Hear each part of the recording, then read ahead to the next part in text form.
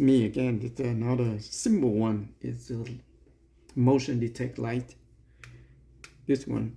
And the circuit is very simple that we have the PIR, that is the motion detect, this one, and the relay, and the transistor, and the light, the bulb.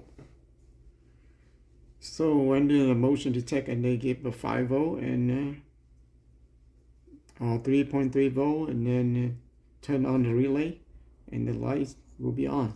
So let me demo for you to see, okay?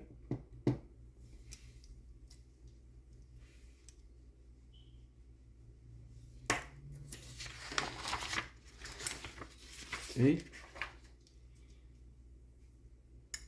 Okay. Make a motion like that, see?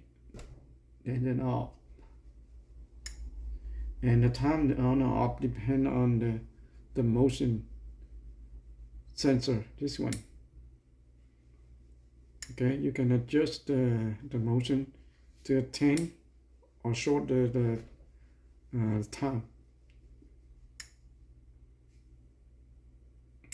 Okay, very simple, right? Okay, thank you for watching. Bye.